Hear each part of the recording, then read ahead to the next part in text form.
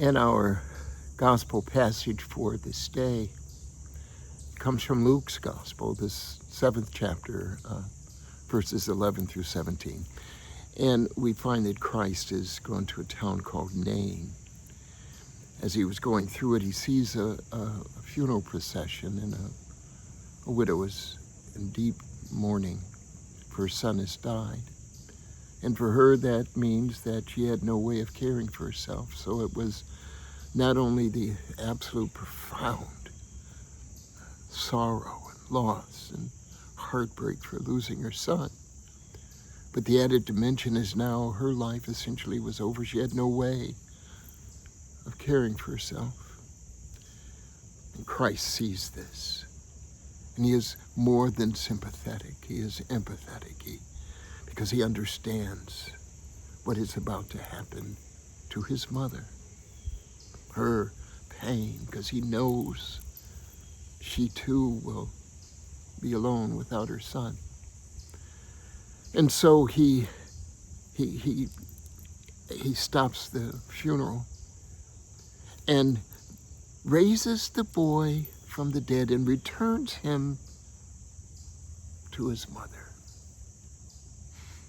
There's a lot in this scriptural passage to think about, because it is a pre-example of what's going to happen to him. His death. And yet, his return to his mother won't be so quick. She will mourn as this mother has mourned. But there's something that we have to investigate. This town of Nain, what is it? Why was Nain so important? What would the listener, those who understood the story, take from that? You see, Nain was a nowhere place. A tiny little town of little consequence.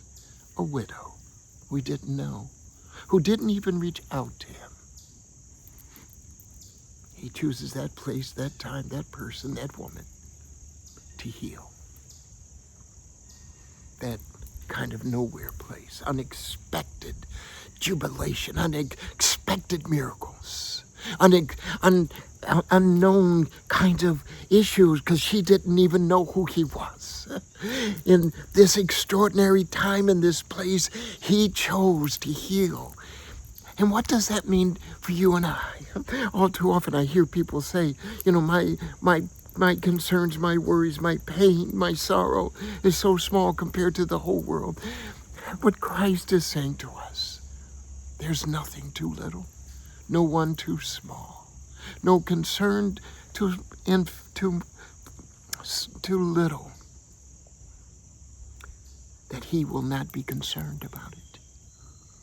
Every little village, every little place, every little, in our minds, person, every disenfranchised, every hurting, every homeless, and even those who are not homeless, those who do well. Every single one, Christ is concerned about equally. There's no one better, no one worse, who does not get his love in every place that he is. And he is every place. So when I hear someone saying about their issue is so small, for folks who say that, your God is too small. The God that we worship, the God of the universe, the God of all creation, our still creating God, our still loving, still speaking, still present, still healing, miraculous God is present for all of us in every place. Do not run away from who you think God is. Run to who God actually is. You're not too small.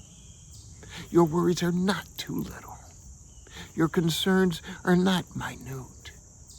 To the God who loves us, be you in Nain or New York City, be you in a little hamlet in Idaho, or in a great place in California, God loves you. And all of us, during these very difficult times, should ask ourselves, Lord, what are we going to do today? A little shout out to my men's group that I meet every Saturday morning via Zoom. That men's ministry at St. Mary's Church is extraordinary. It opens my heart. If you don't belong to a group that nourishes you in your relationship with God, find one. God bless.